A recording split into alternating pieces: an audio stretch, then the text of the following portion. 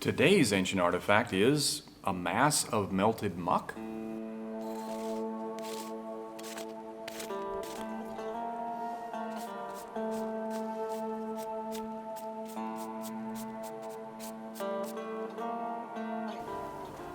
I'm Dr. Brad Hafford, archaeologist at the University of Pennsylvania and field director at the ancient city of Ur.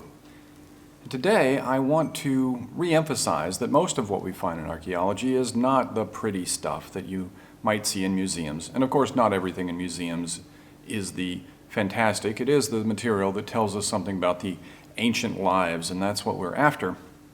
But so much of what we get are the miscellaneous offcasts, the trash of the ancient people. And we search through it and we try to understand things. You can learn a lot from the things that people throw away. Most of it's broken.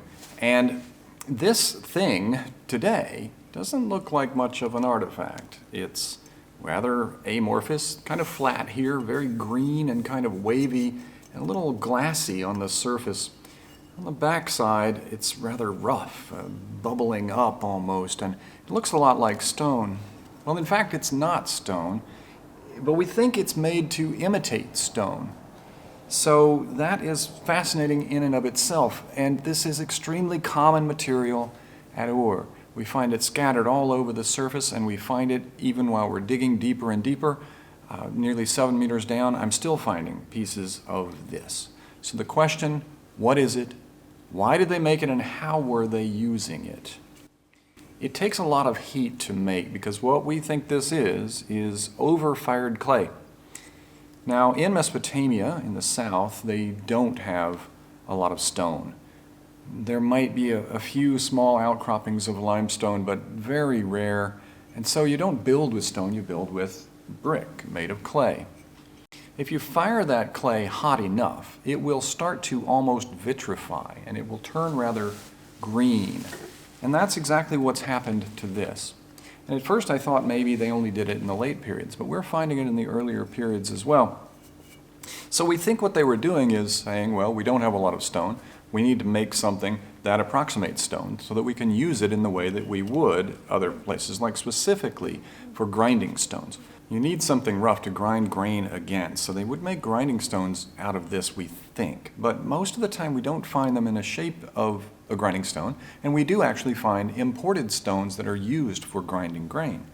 Now this one is maybe the best candidate for a kind of grinding stone because it's pretty flat. But the surface here, the glassy one, wouldn't be good for grinding. And the rough one doesn't show any evidence of having been used that way. So I'm not certain that that's exactly why they did it. And why is there so much of it? And why did they just throw it away? It's the stuff that didn't work. Maybe it was when they were firing their bricks.